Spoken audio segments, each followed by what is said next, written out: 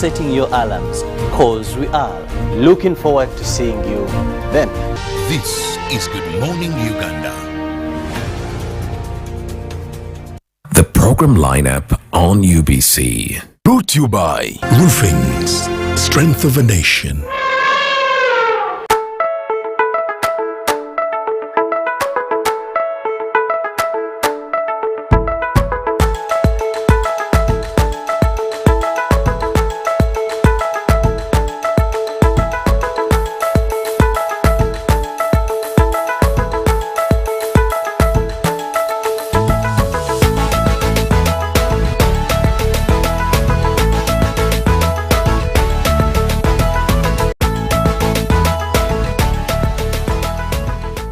You by introducing the all-new Roofings TMX 500C rebars with cut and bend services. Roofings, Strength of a Nation. When you talk about our motherland Uganda, the pearl of Africa, you cannot fail to smile because of the smile that fills the faces of the citizens. Our nice good weather and nature that sustains us all, that enables us all to continue each in their own way because we are all different even according to each individual's work. But what joins us to become one person is the sweetness from the flavored drink Alleluia Jingati drink and Alleluia Tamarind drink. The flavor that quenches your thirst while at the same time treating and healing your body because it is 100% natural. Enjoy the drink that has got the tamarind juice in it. Made by Alleluia Reflexology, Healthy Solutions and Nutritional Research Center Limited. Get yourself a bottle of Alleluia from all shops around.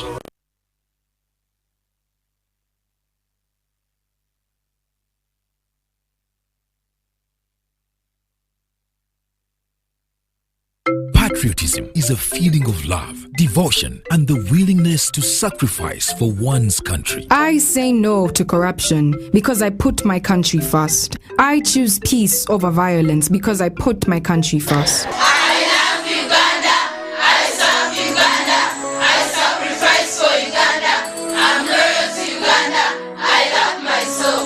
Be patriotic. Uganda first. This message is brought to you by the National Secretariat for Patriotism Co-Uganda, Office of the President.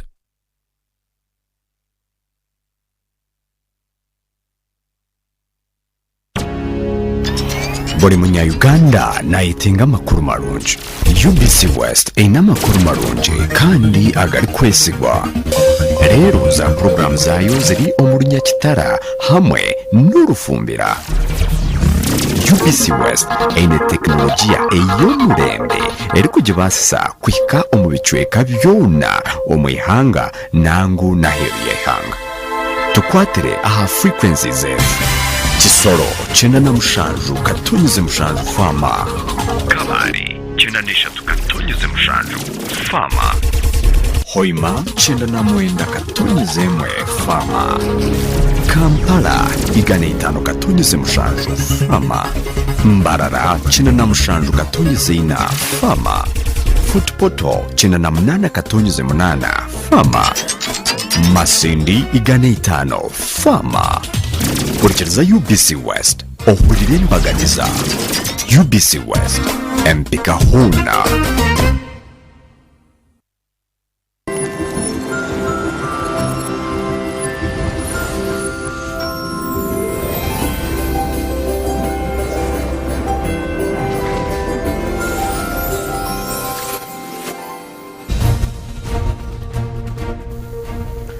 We designed Good Morning Uganda in such a way that you can have your own perception of things that are happening around you, make informed decisions, but more so urge you to actually get actively participating in the things that are happening within your community, within your county, within your district, within your town, and within our country, Uganda. So may I say good morning to Uganda and welcome to a brand new day. It is Tuesday and the third time is ticking. 7th day of December 2021. Do you smell Christmas? Well, I do smell Christmas, and that causes my stomach to be happy, and I'm smiling because of it. But I am here with a fantastic full house this morning as we journey on into Wednesday, 7th December 2021. My name is Priscilla Nalwoga, and I am joined by Felix Nkunda, Nyonyintono, as well as Robert Kirabo. Good morning to you, Robert. Good morning to you, Priscilla. How do you do? I'm very fine. Yeah. No, Kirabo. That's not how they respond to it. How do you do? How do you do? Exactly. That is how the Englishman requires that you respond to it. Oh, my apology, Madam Teacher. Yeah, exactly. Madam This Teacher. is what we're going to be suffering with when kids go back to school come January 10th, 2021. But please continue, our dear student. Well, I'm very fine. Christmas is just around the corner, and of course, it's time for holidays. Many people are coming into the country. That's true. The so-called Basama. Oh yes, yeah, that's true. And I think they've started painting the city blue. We've begun seeing some of those rare vehicles on the streets, some happening places, despite the fact they're still under lock. But you're seeing the feel of Basama is already in. They're already into the country. Yeah. But also, you must be careful at such a time, because much as it's merrymaking, it's all about celebrating, having fun. We must not forget two enemies that we have. One is the pandemic, and the other happens to be terrorism that requires us to be vigilant at all times. Okay, right from the horse's mouth, whatever the case that it is, you will be engaging in this day and in this December. Have those two things at the back of your mind, the pandemic, but also the insecurity around. We must be vigilant now more than ever. We also do have Nyonyintono joining us this morning. Good morning to you, Nyonyintono, and how are you? Yes, a very good morning to you, Priscilla. I am doing all right, and I want to say good morning to all our viewers out there. Yes, Christmas is around the corner. I feel like we keep saying that, but that only means that there are a few days to Christmas, so we want to have that mood and also extend it to everyone else. Christmas is about love, so we're sending out love. Do you have any Basamas you're expecting to be coming back?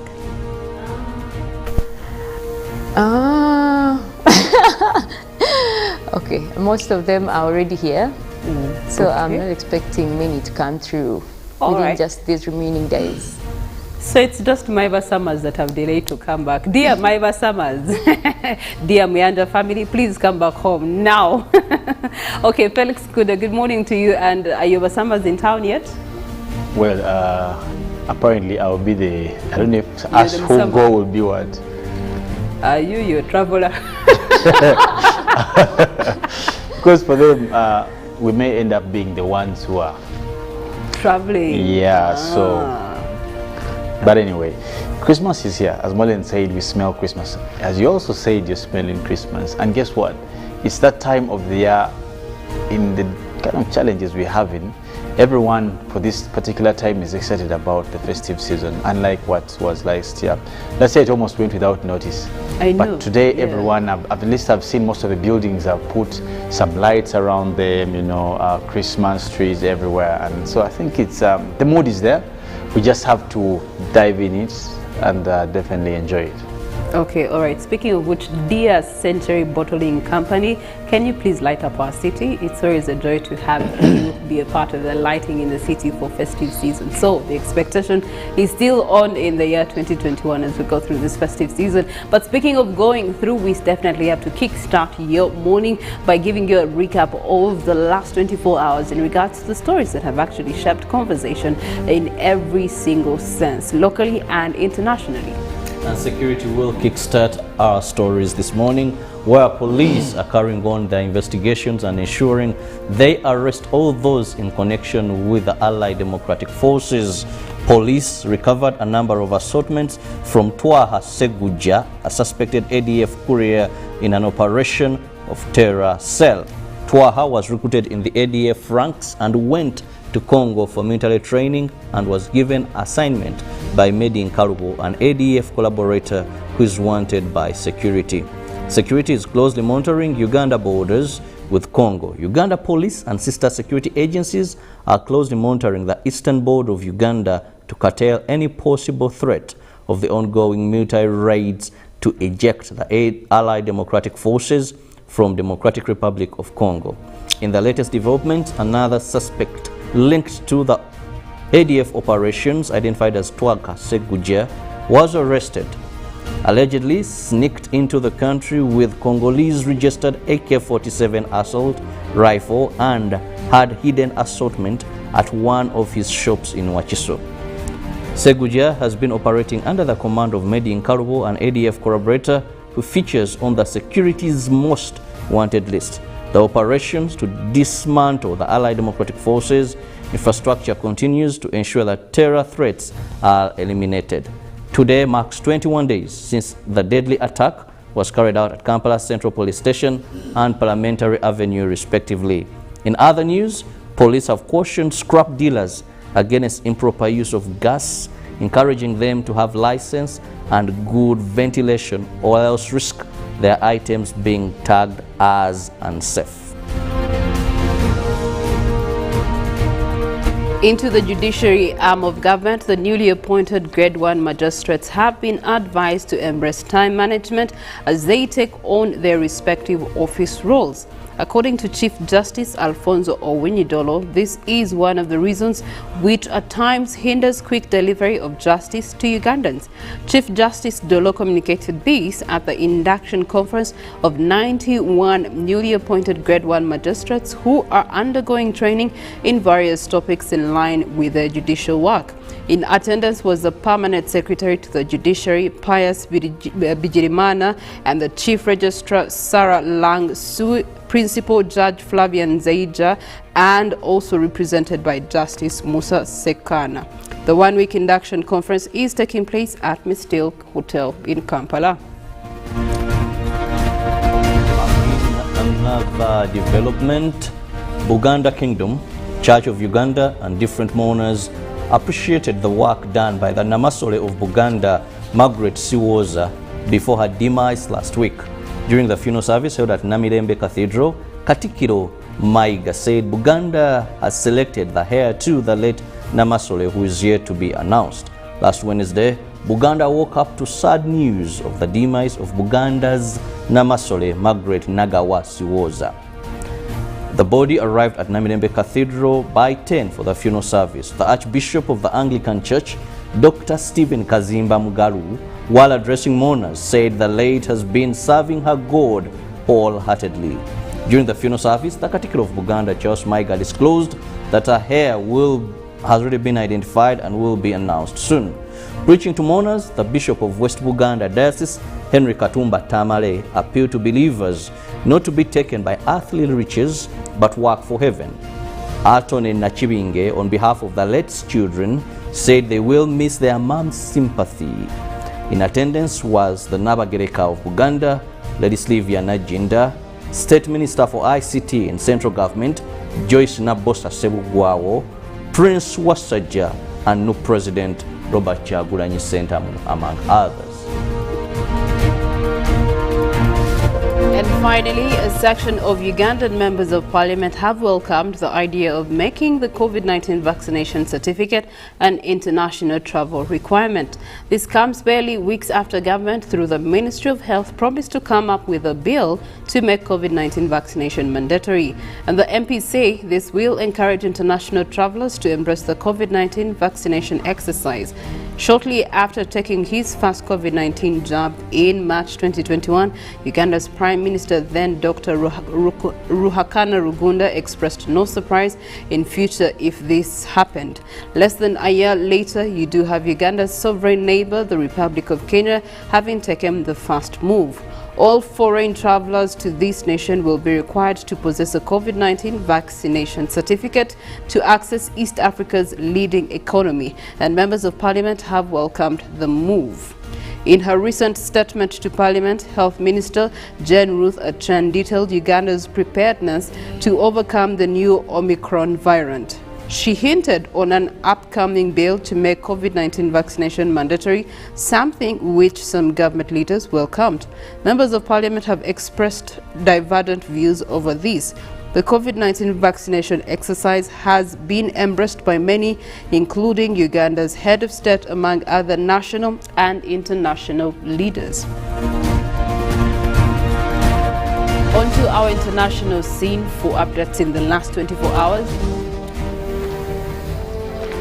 Well, of course, I will be looking at the U.S. diplomats who will boycott 2022 Beijing Winter Olympics. Now, the U.S. has announced a diplomatic boycott of the 2022 Winter Olympics Beijing, China, and the White House said on an official delegation would be sent to games because concerns about China's human rights record. Now, but it said U.S. athletes could attend and would have the government's full support. However, China has previously said it will take resolute countermeasures in the event of a boycott. The U.S. President Joe Biden said last month that he was weighing up on a diplomatic boycott of the event.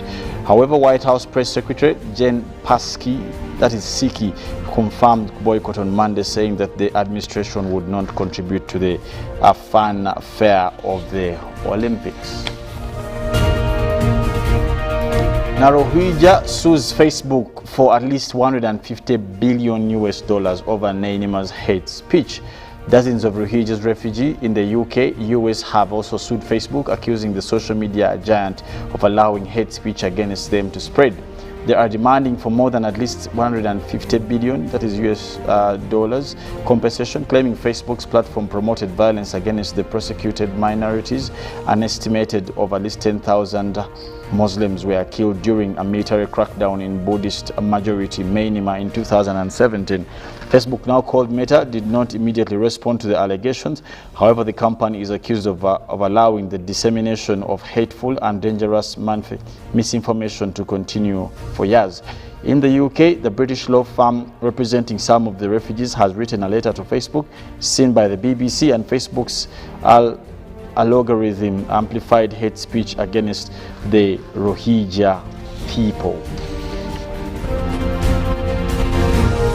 Now back to Africa. South Africa's anti-apartheid veteran Ibrahim dies at the age of 84. Ibrahim Ismail Ibrahim, a veteran of the fight against apartheid who spent years imprisoned on Robben Island alongside Nelson Mandela, died on Monday, aged 84. South Africa's ruling party announced Ibrahim passed away at his Johannesburg home after a long illness. The African National Congress said in a statement he was a long-standing member of the ANC, a patriot who served his country in different capacities with humility, dedication, and distinction. Now, the party also added, largely unsung figures in the chronicles of apartheid, Ibrahim joined the article and the struggle against anti-minority rule in his early teens, becoming ANC's youth activist in 1952.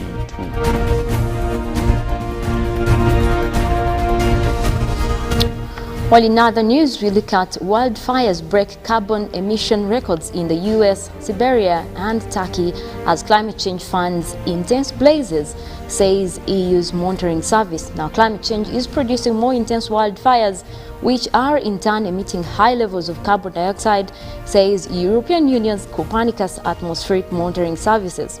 Now, wildfires have produced a record amount of carbon dioxide emissions in some parts of the world this year, according to Europe's Copernicus Atmosphere Monitoring System.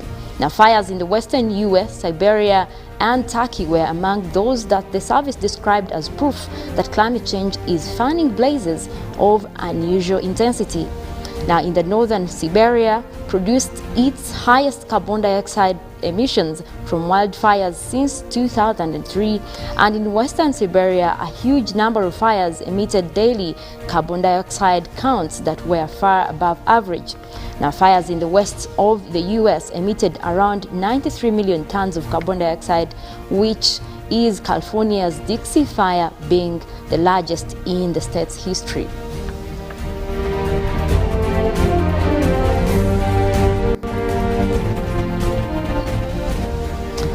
Well, it looks like we still yet again see cases of wildfires raging across the world, and of course these are the ones that are now contributing to carbon dioxide gases, and in turn these are trapping heat in the atmosphere. So when we talk about global warming, these are the kind of things that actually bring this to our eyes, because now it's very evident. The smoke comes out and it measures tons and tons of carbon dioxide. This is something that is not easily seen by, us moving around and looking at flooding and whatever, but it is definitely becoming an issue.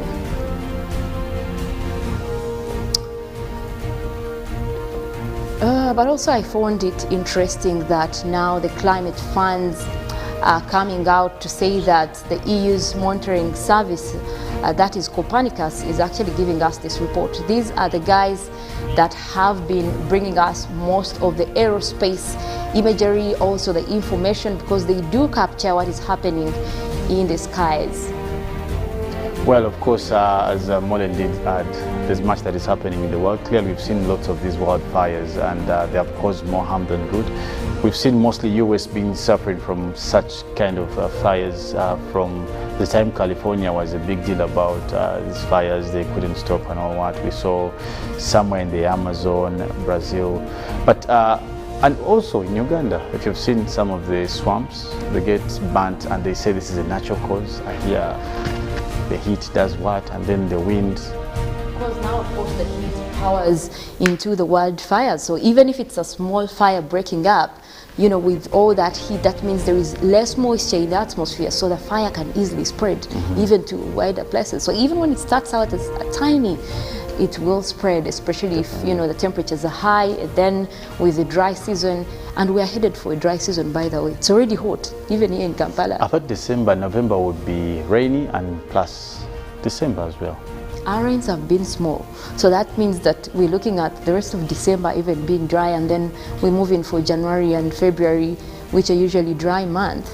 So this is something we should start preparing for. I can imagine. But anyway, Priscilla on the other side is having something. Yes, we have received some reliable information that en route from Gayaza into the heart of the city on Kampala-Gayaza Road, you do actually have some interesting closed routes that are appearing on our map this morning. And so if you actually stay in the areas of Gayaza, Wampewo, if you stay in the areas of Chitezi, you stay in Pelere, basically this part of Kawempe division this morning up until you get to the interaction with the roundabout, which is the Waise roundabout. There's a lot of closure of some parts of the routes. We're yet to find out why, but in case you stay along this particular road, you could send us a WhatsApp on the number that is going to be appearing on your screen and let us know exactly why there's been closure of some parts of the road in this part of Kawempe division. So if you're coming in from those mentioned areas, Gayaza, you do come in from Wampeo into Mperere, you might want to find alternative means of getting into the heart of the city this morning so that you can avoid the cumbersome traffic that is yet to be building up on those particular routes because of the closure. And of course, the back routes that are optionally open for you is through Waligo Road, which then is going to bring you into the area of Chebando. Through Chebando, you can then access Old Mulago area code, and then through Old Mulago area code, you can get into either Bukoto or you can get into the heart of the city, Wandegea and the likes. So that is an option for you to consider this morning. But you can also send us pictures of what it looks like if you actually stay on this part of the road, and you can let us know exactly what is happening as we wait for updates, of course, from the officials that are covering the traffic on these particular roads. But if you stay there this morning, make a different choice route and then be able to avoid the traffic that is yet to build up on those routes. Back to you, Felix. Well, of course, for some people in those areas, do take note and look out for this that is happening on those roads. However, much of that we'll be giving you later on, I guess, in the traffic updates with Priscilla. But we also want to give you an opportunity to boost your health with Robert. The good news regarding the traffic is that in Good Morning Uganda agenda, we are going to be hosting, that is the Deputy Traffic Commandant, Kampala Metropolitan, Israel Wambeshe, who will be giving us more, most likely why that jam is happening there or why those roads have been closed. But we don't tire to remind you that we are in a festive season and we want you to go through this healthy and alive so that you can enjoy the jubilation and the celebrations and the merrymaking. How do you do that? By boosting your immune system. And it is Hallelujah Jinga Tea, Hallelujah Turmeric drink that boosts your immune system. Just at 1,500, go to the nearest shop and buy yourself one. It is good enough, and it's not only tasty but healthy for you. Okay. All right, we do have a poll daily for this morning with which we want your engagement in regards to our poll question. And our poll question is government's plan to make vaccination mandatory ahead of full reopening. Now, I want your comment about government's plan to make vaccination mandatory ahead of full reopening. Share with us your sentiments or your thoughts on hashtag UBCGMU. That is on Twitter, but also on WhatsApp 0709602592. Okay, all right. Thank you so much. Allow us to take a short commercial break. When we return, we'll definitely be getting into our newsreel, and we're going to be talking about the mandatory vaccination. If passed, what does this mean for the economy that is yet to reopen in a few days? Good morning.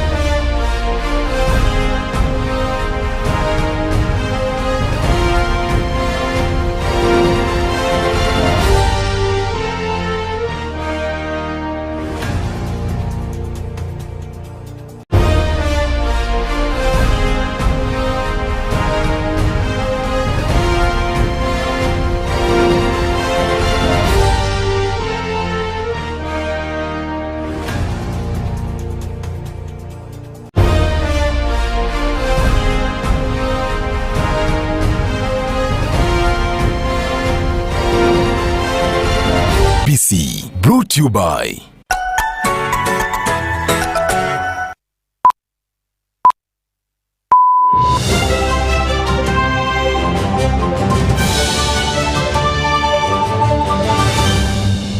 how to get points.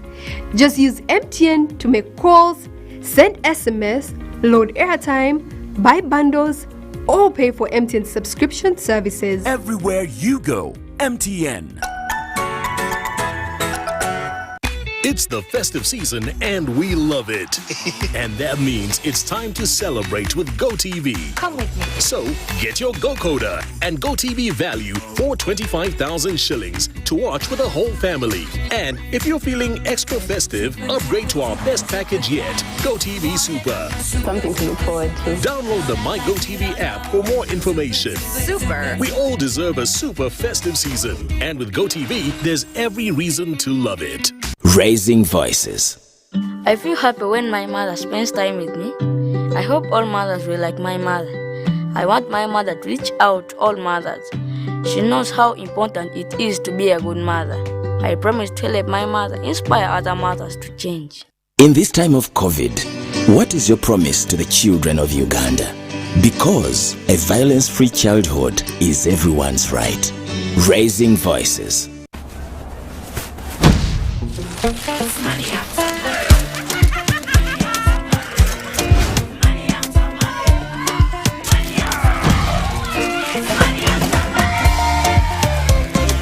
Transact and win money after money with Airtel Money. 1.4 billion shillings in cash prizes up for grabs.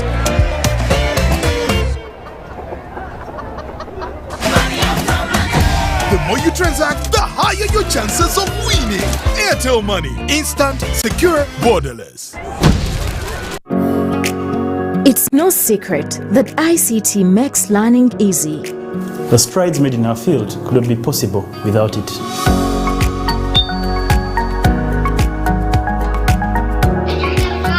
And now we can watch our favorite shows. My radio is my best friend. UCC provides an enabling regulatory environment and policy guidance for healthy competition. We also facilitate ease of doing business in the communications sector through licensing, standardization, spectrum management, tariff regulation, rural communication development, and consumer empowerment. An informed consumer is an empowered consumer. UCC supports local content and innovations.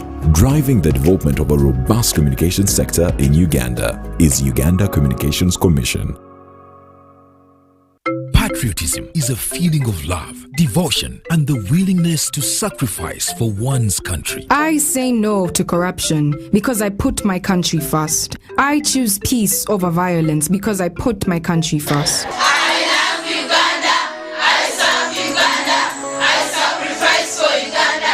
I'm loyal to Uganda. I love myself. Be patriotic. Uganda first. This message is brought to you by the National Secretariat for Patriotism Co-Uganda, Office of the President.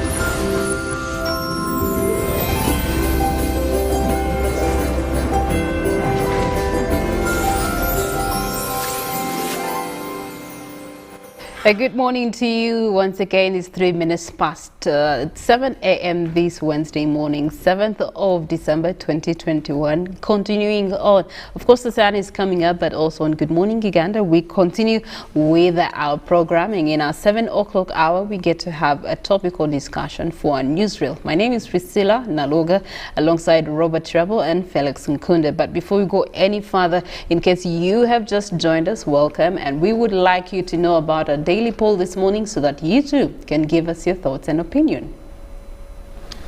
Now we're looking at government's plan to make vaccination mandatory ahead of the full reopening, as we do re-echo what the president did promise in his last nation address. Please share with us through our social medias, that is on Twitter, hashtag UBCGMU, and of course on WhatsApp 0709 60 25 92. Okay, well, thank you so much, Felix. Well, we looked at a story earlier on where we were talking about the vaccine drive in Uganda. We had an intensive drive that kicked off from September. We've seen it actually increasing in number, October, November, and now here we are in December. We had been given a commitment of about 4.5 million Ugandans to be vaccinated by the end of 2021 by His Excellency Yoweri Museveni. But the good news is that Uganda has responded better than expected. When we look at the respondents from those that have been so far vaccinated, we have 7,609,932 vaccines that have so far been administered, which is good news. When you look at the other details regarding the statistics of COVID-19 in Uganda, we've had a death of 2 people in the statistics that came out as of 4th December 2021. When you look at the new cases that were registered by 4th December 2021, those are 34 cases that have been registered. A test positivity rate is now at 0.6%, and accumulative recovery is now stand at 97,627. So we can say that safely Uganda is managing its COVID-19 end of the pandemic. However, in the recent statement at Parliament, we did have the Health Minister Jane Ruth Acheng coming out with a proposal to make a COVID-19 vaccination mandatory, something which some government leaders have welcomed. And members of Parliament have definitely expressed divergent views over this. But here in Good Morning Uganda, we want to find out exactly how this will aid, of course, in the pressure that we do have, the pressure of the Omicron variant that is within Africa, having cropped up from South Africa, and it's now in different parts of Northern Africa and also across Europe. And now we do have that fear of how does that then affect our economy reopen come January 2022. And also the president did make a commitment that we shall be having a full reopening of the economy. But vaccination mandatories, we saw this first of all not working out in Parliament most recently when we did have the Deputy Speaker of Parliament coming out giving a directive to members of Parliament. You want to access parliamentary buildings, anything to do with Parliament, whether you're a staff member of Parliament, whatever it is that you have business with Parliament, you must present a vaccination card. And what was the success of that particular directive? Let's use that as an assessment bar. Well, to begin with, Priscilla, maybe we need to explain to our people why push for vaccination. Because what happens, before we had a vaccine, it was all about isolation, it was all about lockdown.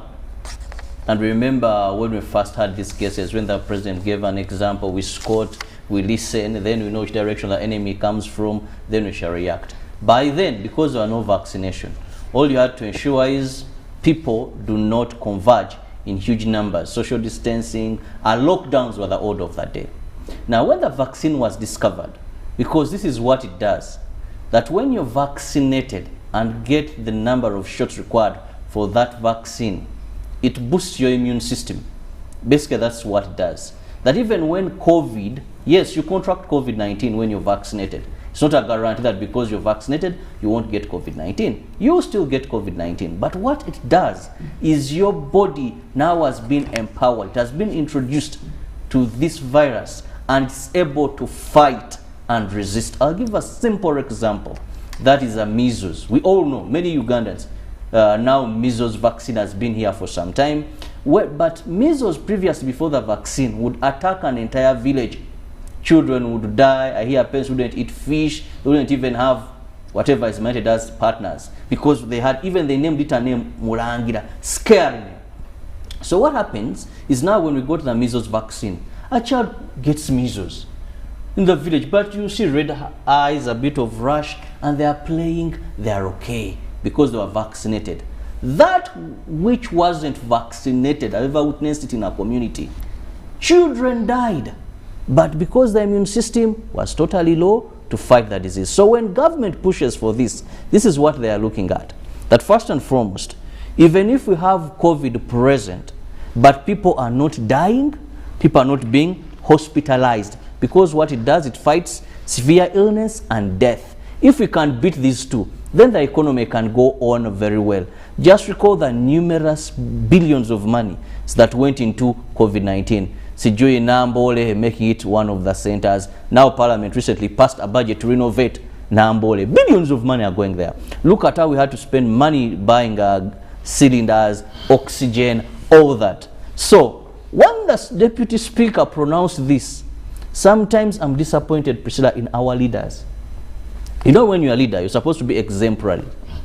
These are people who choose when they know the truth, but try to politicize every bit of everything, despite knowing that, you see, when members of parliament died of COVID, you remember, they had about 2-3 colleagues that died of COVID. During the election Yeah, that time. They died of COVID-19. So now a person is coming to you and saying, go get this jab, access these premises.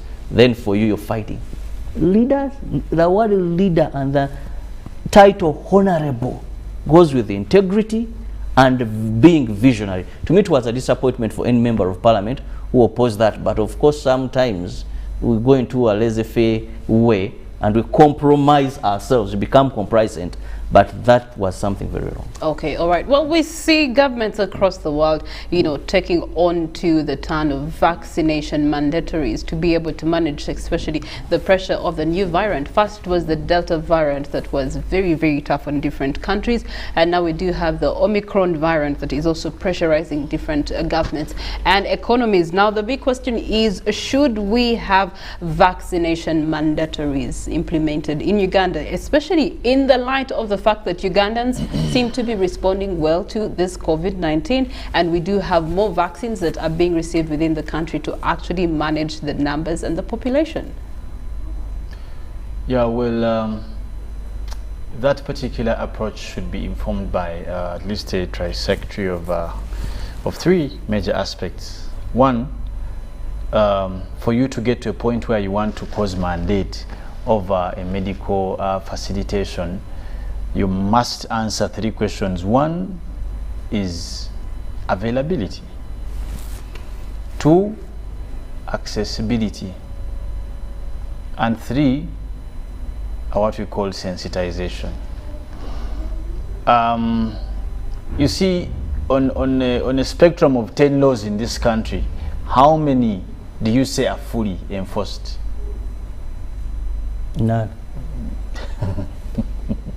Kirabo is mean. No, none. But well, fully, use the word fully, and I will say that's the thing. So that means that even if you want to go that way, you won't get the results. Per the study informed by Professor Robert Bob, Uncle Bob, if you want to take that angle, that it is not qualified, that whether or not you're going to get it into a legal approach, that will not be, that will make sense, because even those that are existing in a legal sense have not made sense up to date. So I think that's not a qualified way of approach. However, we must focus on the 3 aspects, in my opinion, that I think will help us deal with this whole thing of vaccination. Up till today, Priscilla told us we are about 7 million people who have been vaccinated. How have we gotten there? Should we be there? How we have gotten there, massive sensitization, of course, extension of the drugs to bring them closer to communities, and doing also, them in schools. You know, mandatory, for example, a big percentage of these teachers really went towards no job, no job. Yeah. So that coerciveness. But I can also tell you, pushed it to some as level. a matter of fact, that in as much as we're trying to answer that, the 7 million, should we be where we were supposed to be? Are we where we're supposed to be by now?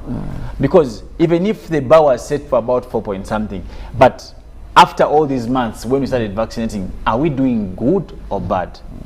Should be able to answer these questions. Like, if you're doing, like, we should interest ourselves in the real aspects that inform vaccination. And let's answer the questions. They are simple. Why would someone leave the comfort of their home to go and get vaccinated? The reasons are there. Let's answer the reasons. 1, that they have knowledge of the threat of the virus. So let's answer that question. Do we have information in the Wananchis or the Ugandans or at any level about the virus? Fairly. We could say fairly. Because honestly and truly, the ministry, the government, the other aides, the commission have tried to... There's information, but it's not like full information. Exactly. Because I have a testimony that I got from a friend of mine who was vaccinated under one of the UN umbrellas. And before they went for full vaccination, they actually had to be taken through literally a workshop to explain to them in detail about the COVID-19, the pandemic, and then... and no, but you see, that's the kind of information that we expected to be receiving as the general public. But you know, prepare some. Also, when you talk about information, like you said, now we're going to break it down. The mode of communication of that information, the intended end user of that information, then also how relevant or what effect can the information, because you see, you can tell someone, like you can be here with Robert and tell him, Robert, and depending on how I say it or how he perceives it, he may laugh.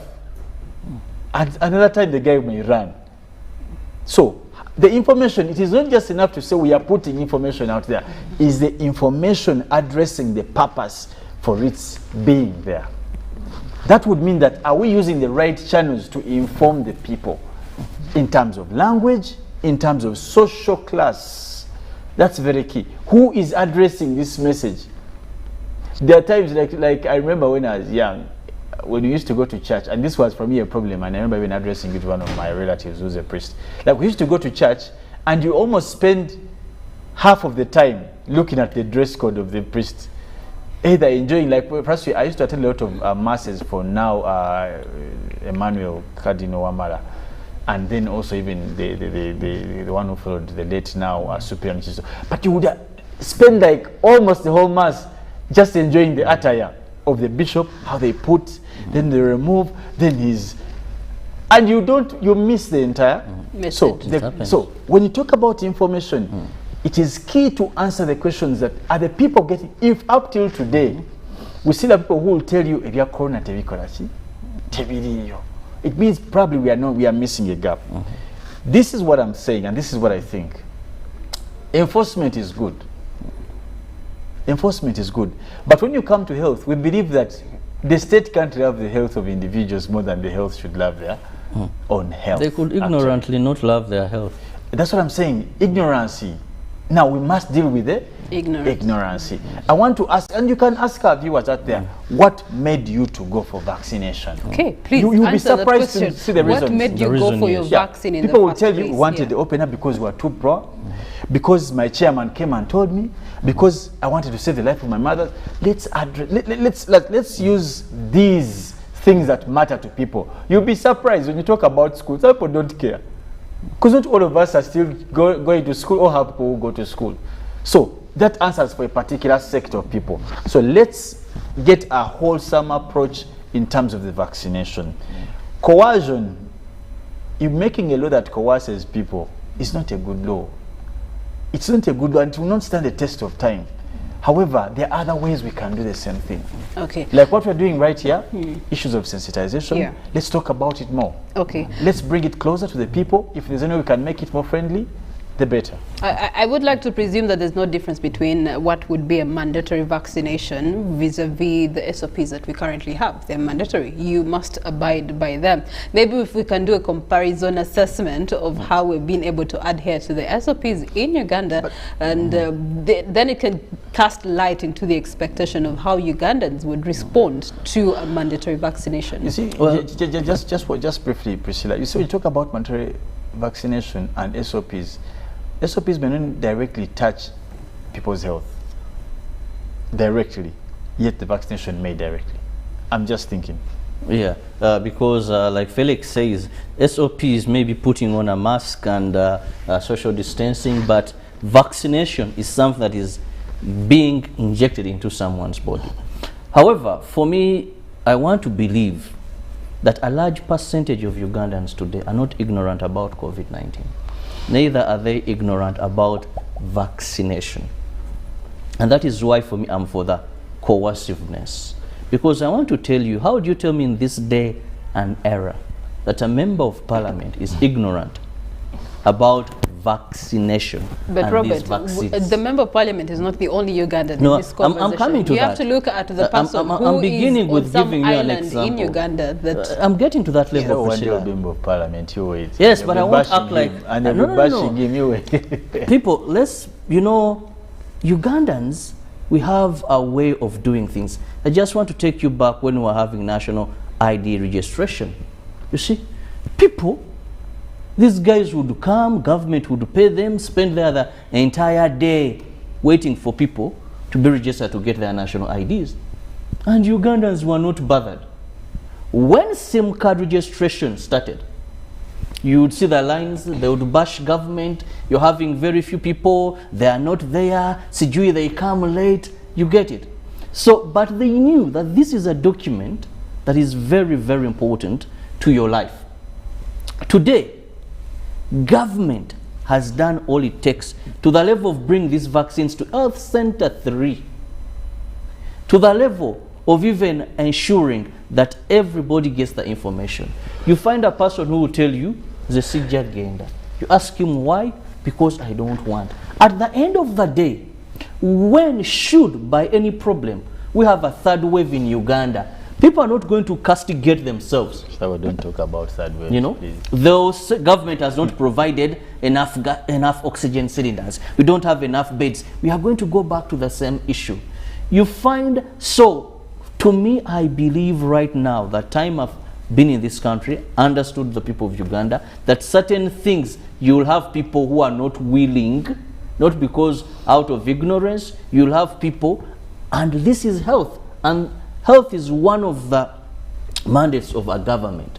Much as it's about your body, yes, you have a right, but what more do you now need? You have over 7 million Ugandans that have taken the vaccine. They are living, they are here. Even us having been able to reduce some of this death, I want to tell you, because if you look at the statistics, there's a huge number of people in Kampala that have gotten these vaccines. Even us being able to have our death toll that very low, where you find that maybe 2, you get 0, I want to attribute this to the rate of vaccination. Somehow, more so within these urban centers, because there's so much that was done in urban centers. So you cannot at any one point still keep Ugandans who do not want. When teachers were not bothered, when the first lady came out and said, no jab, no job, you saw how many teachers got vaccinated. And now we can safely, fairly reopen education institutions. Okay, all right. In regards to availability of the vaccine, we do have the government of Uganda having received 3,050,400 doses of Johnson & Johnson vaccines donated by the government of Germany, and that is under the COVAX facility arrangement that we do share. In addition, we do have an expectation of another 2.4 million doses of Johnson & Johnson to be received within the country as of the 9th of December, which will be this Thursday, so which is positive news. However, on the other side, we did have the World Health Organization, do a research, and they did release a report regarding mandatory vaccines. One of the challenges that they did bring to light is the general public in terms of vaccination mandatory for general public populations. One, it's rare simply because of the supply to the demand that is currently in any country. The other thing that, of course, they had to look at was the education sector, given the fact that it's one of those sectors essential to the country and needs to be open in one way or another. They looked at the lack of data on the safety and efficacy of COVID-19 vaccines for children. That's another challenge, and we cannot negate that our biggest population in the country is the youth. Then you also have to look at the health workers. How often are we having them receiving what they need to actually manage mandatory vaccination if in case it is passed? Availability of resources, what is the population ratio of health worker to the population, and availability of vaccines. So when you look at all these three angles in assessment of where we are as Uganda, Felix, in regards to health workers, in regards to the education system, in regards to the general public, how then can we be able to embrace vaccination without necessarily the word mandatory? Well, as a matter of fact, we must continue to bring such facilities closer to the people.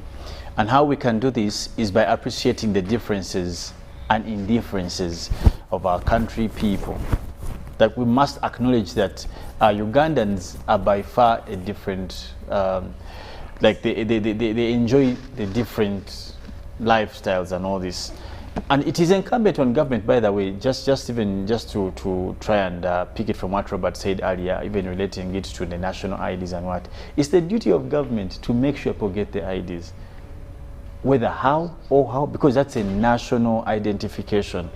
And I don't think that, you see, you can, out of 10, you find that probably maybe 3 people would be lazy, but it can't be the entire. There are other reasons. And us being a very poor country, for that matter, you know that the most concentration will go on to people trying to win bread left, right, center. If you saw the return or the turn up of people, when they try to put centers in the workplaces, in markets, you saw what happened in even taxi parks. The turn up was because the service was brought closer. I think the Ministry of Health has laxed a bit, and that's quite evident.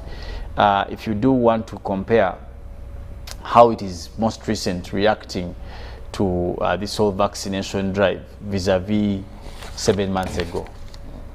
You know, when was the last time we had these people coming out to encourage people about discussions? We don't know whether they are satisfied or not, or the budgets got depleted. I don't know. For that, also, the Ministry of Health, when we had that packed, we had the markets, then you had most of these outskirts schools. They reached a point, I remember I went to Machindia Senior Secondary School, one of the vaccination centers, and these people were seated, they told me, now, in Uganda we have a saying, in so we call it. Huh? You have me today. Today you failed. We choose and I will choose such. So, you can't start telling us about we have got one person. Change tactics. That's very Truth simple, of the yes. matter is this. There are no Engage vaccines. the local council leaders to encourage people. Find a way. Yes. Shall not These beg things you of crying babies. By the way, there are no vaccines in remote areas. I don't think there are vaccines in villages. They're just starting to get there. They are, because the concentration was with the first, I think, Kampala and the Greater Wakiso, all the cities like as they are. So if the cities don't feel the call for them, let's go in the villages. Let me tell you, you cannot tell me you failed to get people to vaccinate. Me, I don't believe that. Me, I don't believe that. Of course, that is in context of a particular region that they That's will the be thing. referring to. But why are you tying yourself to Yes. particular regions? When you are in the lockdown, the government of Uganda, and from the minister's statement, bought over how many cars facilitate this COVID thing. Use the cars, Most move to recently, villages. we also had a donation coming in from the Chinese Thank embassy also. Even the cars that were donated by the Jan Japan, we saw all Indian communities, move around. You see this business of saying, ulinga abatunda ebyatika mutunda nyanya vaccines are also dedicated. Okay, No, but you away move from them. that, there's also the vaccination certificate being made in compulsory for international travel as a requirement. Yeah, So let's also look at that, because this is a travel season. We're getting basamas into the country. People are traveling out of the country. So an international travel requirement for a certificate, how important is that in us managing COVID-19 as a country? Very important, because first and foremost, you know that people entering the country have been vaccinated. So even if they are in the country and they contract COVID-19, because remember, people do these tests before they board on plane, and there's that period. So a person can land into a country when they are totally negative, but then they contract COVID within the country where they have arrived. So if you know they are vaccinated, that simply means you won't have severe illness and you won't have death. Even when you travel to another country, it will still be the same. So it has an economic impact, but also because, one, governments have spent a lot of money in COVID-19, and we've seen how priority of other diseases has been neglected. The COVID, you saw government was so much in COVID, cancer, tuberculosis, HIV, AIDS, a number of illnesses. All attention was going into COVID-19. So these monies that we could spend in COVID treatment, purchasing of whatever is needed, then that money can be geared towards other sectors so that we avoid death, we avoid hospitalization. Okay. But for me, Priscilla, I just want to repeat these words. We shall not beg you not to die. All right, thank Take all you so it much, takes Robert. to get that jab. Still regarding the vaccination mandatory, if made mandatory, of course some experts have come out to say that it may infringe on the freedoms of people, especially in regards to their decisions and their health. But on the other side, when you look at the opposite side, it's actually good in the fact that we have to consider the public health of people and how we must safeguard everyone. So then, in light of this, if it's passed as a bill in Parliament, how do we then gain the trust of the public in actually participating in this? It's a hard one. First and foremost, we must acknowledge that. You see, other things could be easy, but anything to do with someone's life, you must have your points well spread down. You must get to the crust of the end of that discussion. You know, it's not like you just say one night on Wednesday put on white. You know, on Wednesday put on white. You're talking about issues of life. You know, you remember the challenge when you had in even measles to become well accepted. It was a hurdle. It wasn't obvious that people just came, hey, immunizing, go. No. It was a hard one. People started hiding children. You know these stories. When the people coming to immunize, people hide them in the plantations and all this. So it's not going to be easy. No wonder, even when people are there, the vaccinations are there, people still will not go for them. Not until they are coerced. It is natural. It is. You saw what happened in Belgium. We did a story. What's happened in Netherlands? People are striking. They went and they started even wanted to beat the European Union centers. It's not only. It is not unique that people don't respond to policy easily. It is not only for black people. Actually, us, we even respond because we have not appreciated the issue of rights as the white man has. So some people here will say, what will I do? What, you know? So we must get the right information. For me, I stick to the issue of information. I think that will do us miracles. Let the people have the right information through the right channels, in the right style, and relevant information. You know, Uganda has how many languages? Have we exploited that avenue? Are we using the right people to send the message out? I was happy when I saw the Katikkiro of Uganda calling on to the people in Uganda to go and get vaccinated. I was very happy.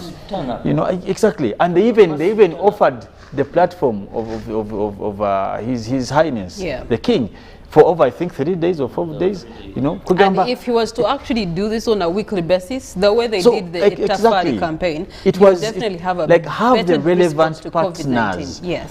Like, okay, now we have got the Uganda Kingdom. How are we engaging the Busoga Kingdom? How are we engaging the church leaders or this kind of thing? So I think the ministry is not doing enough in terms of bringing the vaccination closer to the people. Well, they're definitely doing as much as they can to avail the vaccines, but at the end of the day, vaccines are an effective way of actually protecting us from COVID-19.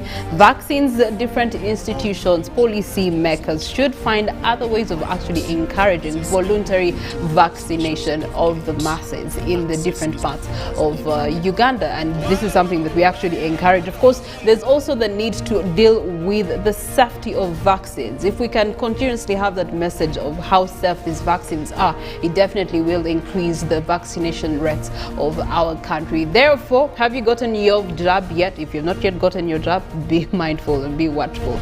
We don't want you to go 6 feet under before it is your time. So go get your jab and make sure that you are vaccinated. For now, we get into the dailies for the day.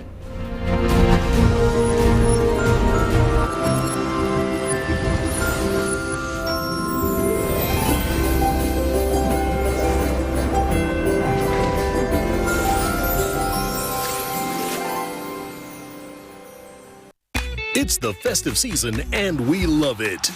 And that means it's time to celebrate with GoTV. Come with me. So get your GoCoder and GoTV value for 25,000 shillings to watch with the whole family. And if you're feeling extra festive, upgrade to our best package yet, GoTV Super. Something to look forward to. Download the My GoTV app for more information. Super. We all deserve a super festive season. And with GoTV, there's every reason to love it.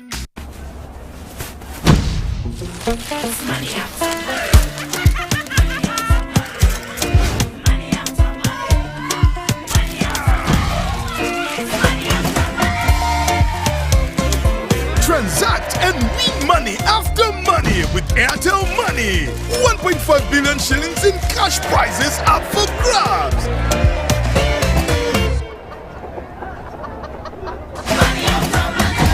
more you transact, the higher your chances of winning. Airtel Money. Instant, secure, borderless. Raising voices. I feel happy when my mother spends time with me. I hope all mothers will like my mother. I want my mother to reach out to all mothers. She knows how important it is to be a good mother. I promise to help my mother inspire other mothers to change. In this time of COVID, what is your promise to the children of Uganda? Because a violence-free childhood is everyone's right. Raising voices. Guletede MTN Kabode esimu ya smart gyosobola okwefunira olwo n'ogisasula mpola nkugambye yenebye yakabi ate nga tamanyi endala zonna mu katale ejjirako omuggo gwa yintaneti kati ky'oba okola gwenyiga *655*2 okebere oba osobola okwefunira MTN Kabode olumala okebera bwoti dduka buddusi ku dduka lya MTN lyonna eri kuli okumpi weefunire MTN Kabode olwo olyoka ogisasule mpola ng'osasula nusu 15 zokka buli wiiki okumala emyezi 6 ng'okozesa MTN Momo weefunire Kabode kati dish. Everywhere you go, MTN.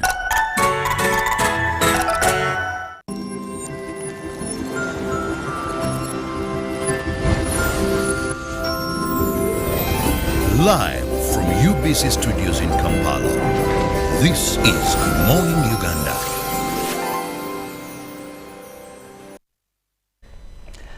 Thank you for keeping it with us here on UBC TV, where we make sure we update you of what is happening, keep you informed as you kickstart your day. Now it's time we want to look at some of the highlights in the dailies this morning, and I'll begin with the New Vision, where joint forces take control of key ADF bases and Police Net's prime ADF coordinator in Uganda. Still, the New Vision starts a column that is on parenting. That is a column for you there, and preparing children for school reopening. There is so much there that you must do before schools reopen next month. Then Museveni to receive NSSF bill for signing. While many hopes are there, MTN officially listed on Uganda Security Exchange, and of course recently we saw them selling out shares there. And end of lockdown assessment. Well, there's so much in the education there, and we look at Senior 1 Biology, Senior 3 Geography, A-Level Chemistry and Mathematics. The Daily Monitor URS set new tax rules for land buyers and sellers.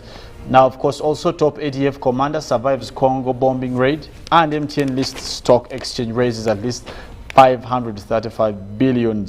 Now, students use face masks to cheat exams, says Chambogo VC, and also reopening economy, making it count. Well, of course, still about the Daily Monitor. Now, parents decry tough times as schools plan to reopen, and the Judiciary deploys 43 new magistrates. Now, Museveni challenged on Obote, that is allegiance, and Pearl Harbor bombed. That was in 1941.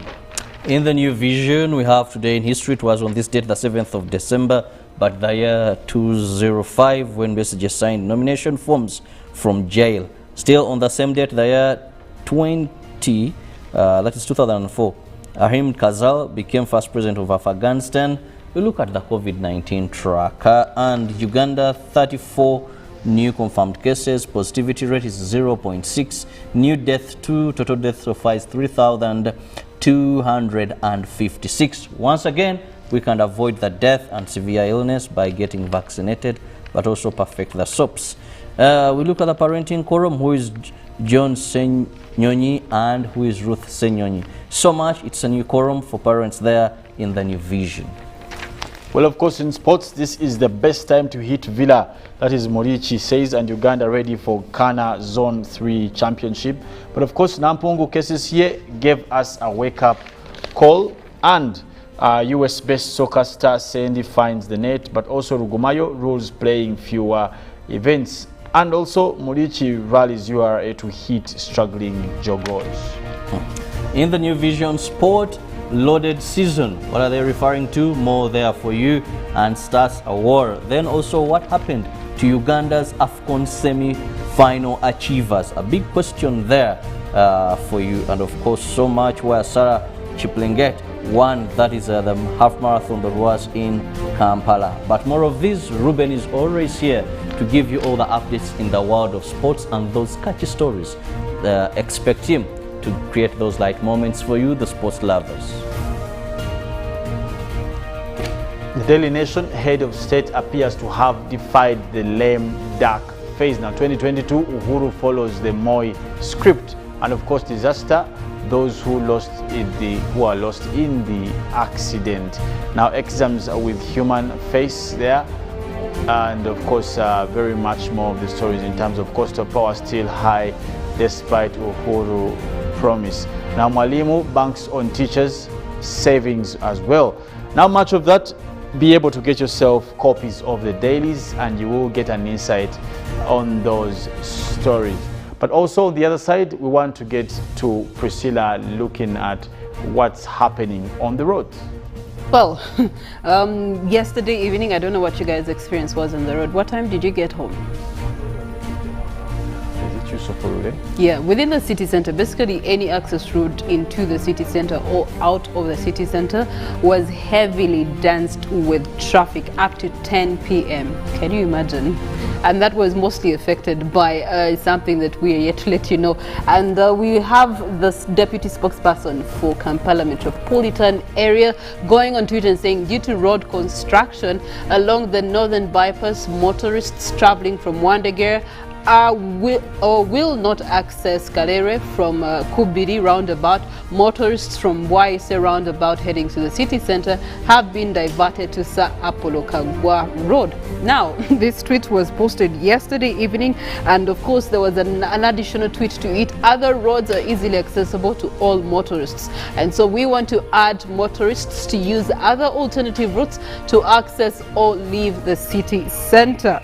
Now, we definitely have a lot of people that were wishing this information had come in earlier, because if it had come in earlier, we would definitely have people making better road decisions in regards to where exactly they're supposed to be passing in the wake of this information. So as of 30 minutes ago, in traffic update, due to the ongoing road construction along the northern bypass, motorists traveling from Wandegere this morning, you will not be able to access Kalere from Kubiri roundabout.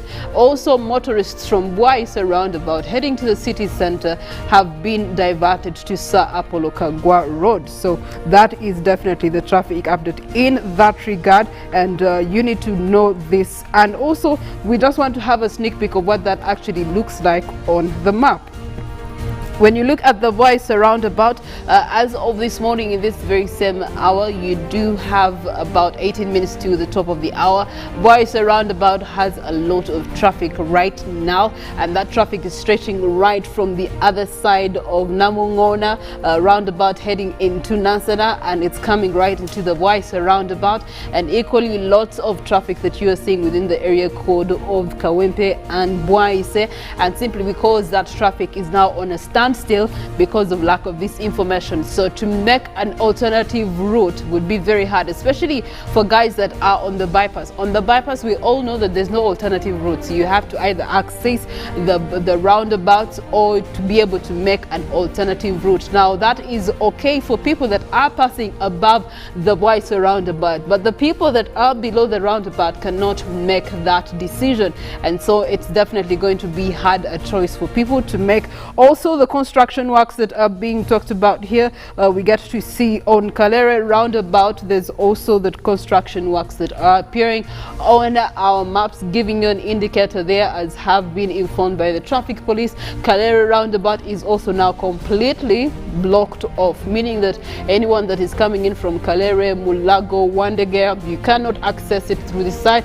Neither if you're coming in from the likes of Gayaza and Pelere, Kanyanya, neither can you also have access to this area code. Now, of course, the indication of that is heavy traffic in the area code of the Chevando Ring Road. You do have the diversionary routes of Waligo Road that are already giving you indicators of red lines of traffic. That is the back route adjacent to the Gaza Kampala road, and that is definitely not some good. I have been on this side of the traffic once, I think last month, when there was still construction on the Kaleri roundabout, and the alternative routes, still you're going to have to spend like 3 hours literally or more even on the back routes if you want to have access to the city centers. So especially people coming in from the Gaza areas, you want to maybe go through Chanja, go through Chisasi, go through Ntinda, and then access the heart of the city or find alternative ways. But if you want to use the likes of Komamboga, Chebando Ring Road,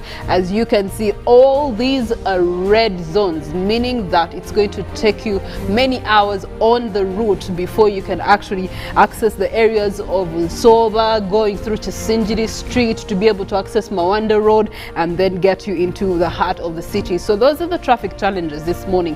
And also in the evening, make better decisions. Either choose to leave way earlier, or you might have to wait out, because as I said yesterday, jam actually started clearing up at about 9:30 is when it started to become loose. But then still at 10 o'clock there was still traffic jam for this direction. Anyway, that is something for you to consider for the next few days, given the fact that it's also Christmas season. That also triples the state of traffic on the roads. Now, looking at some of the poll question respondents there, we do have a respondent coming in from Machinyiruwafu, and that is Cricket Gargamel. He is saying, good morning, the Fantastic Fours. It's a really good move for government and Uganda at large. You know, Ugandans, we are so funny. Even issues that concern our health and benefits, we need to be forced to respond to them. So I wish that government did this at first. We would have been so far, and Uganda would have been cleared a COVID-free state. Okay, thank you so much, Gargamel, for your contribution. We do have Chash of Red from Sironko district, who is also saying that compulsory vaccines may not work, so let the government copy what our neighbors in Kenya are doing, like mobile movement in terms of accessibility of vaccines to meet the last person in the village, and the coming of the Omicron, it's going to destabilize the whole process. And he's the director of Seat-Fed High School. Another respondent here to a poll question. Amina Dawa, thank you so much. And how is Arua City? Hope you are fine. Those who refuse to be vaccinated are like suicide bombers. The ADF, because they want to blow themselves up with the communities, which we should all reject. The problem is producing fear into people through propaganda from some people about the 5G network, the 666, blood clotting, blah, blah, blah, blah, which the government must come clearly to address the public. That's all. Greetings to the rest of the team. Well, thank you so much from Arua City, Amina, and we trust that you are well, and we trust that you are vaccinated. Please spread the gospel yourself where you are. And also, we do continuously encourage you, make sure that you go for your vaccination. The doses are there, the vaccines are available. Now it's your turn to actually show cause for the fight against COVID-19. For now, Molen Kenyana returns with weather, nature and climate. Well, thank you very much, Priscilla, for reading out those opinions. And it's good that people are getting to a level where they think actually having this mandatory is, of course, something that is good. But, you know, some people are still negative and they think it should be, you know, a personal, you know, choice. But again, COVID is here and we're going to live with it. So I think that it is time that we take all the measures that we can have. But this morning, we start off with a report from the United Nations Environmental Programme, and that is the Climate Adaptation Gap Report for 2021, which they are terming the Gathering Storm. Now, we're talking about adaptation to climate change in a post-pandemic world. Well, in a world where we have COVID-19 and most of the finances are going to relief of COVID-19, where does that leave climate finance?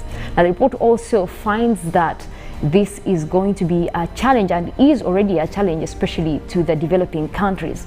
Now, we look at, when we talk about adaptations, we mean people being able to cope with the current situations. Because if you look at what we're talking about in terms of the effects of climate change, so when these things happen, when these events happen, looking at droughts, floods, how are we able to also change our behavior and our actions to better suit what is already happening? Because guess what? If extreme weather comes, we cannot think about, okay, let's stop it the damage is already done. Temperatures are rising on a very fast rate. Now, the UNEP report also looks at the fact that there has been a huge gap in terms of financing, especially when we're talking about moving from the fossil fuels to looking at renewable energy. Well, in terms of what we have, at least the report says a third of the 66 countries have already started up on the adaptation plans, but still it's not enough, because you look at the fact that all the monies that are coming up right now are moving towards a COVID relief, funding for different countries that are already struggling. And with the pandemic came a lot of lockdowns. So most of the sectors were on lockdown. That means even all the money that is in circulation is going still to these reliefs of the pandemic. So where does that leave our need to adapt to the already existing effects of climate change now? It is still going to be a challenge, but at least there is the good news. The good news is that this has become something that policies are now integrating, and most of the economies that are now thinking to go climate smart, especially we've seen programs even here in Uganda like the climate smart agriculture. We look at in terms of health, where people are able to know, okay, now when this happens, what do we do? So at least that's the good news, is that governments have started to put this into policies, but still we have a challenge with implementation. So imagine a situation where we say, okay, now this funding that is coming in for, adapting to dealing with effects of climate change is going to have to support especially people who are being relocated. And I think we've seen much of that here in Uganda, especially with the Bududa area that is around Elgon. These guys have had to be relocated, but most of the communities are still complaining about the fact that they don't have anywhere to go. So you look at the fact that even when these international bodies are coming up to fund right now, the main focus is going to COVID-19 relief. So where does that leave, climate adaptation finance? So this is something that we have to look at. And at the conclusion of the report, still it urges governments to make sure that this is still number one or top priority on the political agenda as we talk about how to even give out the finances that are coming up. Now, recently, we did have that conference in Glasgow, and most of the monies that are still coming in from the developed countries are still are going to be sent to the countries, especially the developing ones, targeting vulnerable people. So how we use this fund is going to create a difference on how we're looking at adapting to some of these extreme weather events, because they're here and they're not going anywhere. But away from the extreme weather events, we want to look at the weather events happening right now across the country, and tapping from the satellites that we have this morning over Uganda. It looks like we started off calm with quite a blend of clouds across most areas within the Lake Victoria Basin. Even here in Kampala, as we speak, we do have most of that cloud covering the area. A little bit of sun starting to come up, but that is only in a few places. Gulu also did start off with a little bit of clouds this morning, and we're seeing that is starting to clear. Same for southwestern Uganda, where we are seeing those white patches now indicating cloudy conditions that are moving in. Also to the western side of Lake Victoria, that is towards Rengo, Masaka, Lyantonde here, looking at those cloudy conditions. Now we do have that rainy system that is hailing off from the side of Kisumu, that is western Kenya. Now that is already developing, expanding towards even the central part of Lake Victoria. So we do expect these to actually bring up rains across most of the areas surrounding the lake. And that could also be headed for parts of western Lake Victoria Basin. Otherwise, where you see the gray colors, those are open skies, that means that we are having sunny conditions over there. It looks like it's actually pretty sunny for the Karamoja region. It's all just gray. We do not have more clouds developing over that area, but we could be looking at most of the situations in terms of reduced wet weather conditions for this morning. But we'll go ahead and take a look into our forecast for different areas across the country. Take a look at what is developing for central Lake Victoria Basin. We have a forecast of isolated rains that will be across several places. Like I mentioned, that cloudy system is already moving in, but we'll start it off hot at 27 degrees centigrade, but also by afternoon we could be still seeing those rains lingering around for a few areas. Now moving on to central Lake Victoria, to central northern Uganda, where we have Gulu, Kitgum, Padel and Jumani starting off hot with sunny conditions, and we are starting with a 29 degrees centigrade. Also in the afternoon we do expect that sun to continue, so temperatures will be getting only higher and higher. Now we look at the western part of Lake Victoria, that is where we have Masaka, Kalisizo, Zimbabwe, Rakai. We are forecasting those light rains again, starting off at a cool 26 degrees centigrade. Now it's also very calm weather over there, but with those rains in the forecast. Now southwestern Uganda, where we have Mbarara, Ibanda, Bushenyi, and Rubirizi, also forecasting a mix of clouds and sunshine, starting off with a chilly 25, but we do expect rains later in the afternoon across this area, and especially towards the evening hours. Now we look outside the Elgon area, where we have Mbale, Bududa, Buko and Sironko.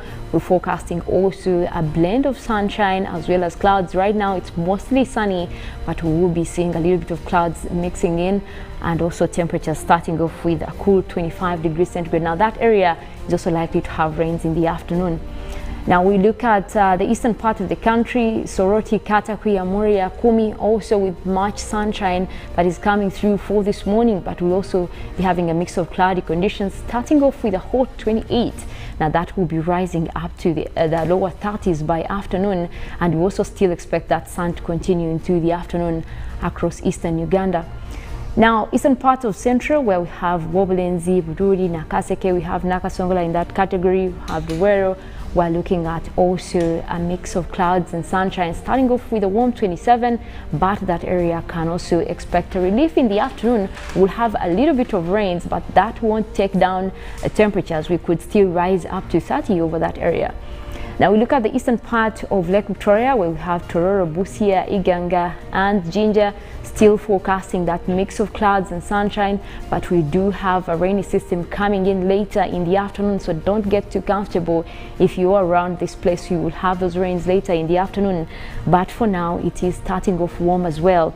That is at 27 degrees centigrade. Now it looks like rains are actually reducing across several places, so my hope is that even as we head into Christmas, the weather trend can continue that way, so we don't have to deal with rains while we're going for all these masses. But guess what? I'll be here to give you the updates so that you plan better even when it rains. Now also rain is considered good luck, so maybe whenever it rains on Christmas, it still shows how much good luck is being spread out there. But I believe in science, so I don't know about luck, but still I'll be here to update you so that you prepare well as you have different celebrations within the festivals. Well, I'll leave you at that in terms of weather. We do have Good Morning Uganda agenda coming up, and Robert will be here. We're talking traffic.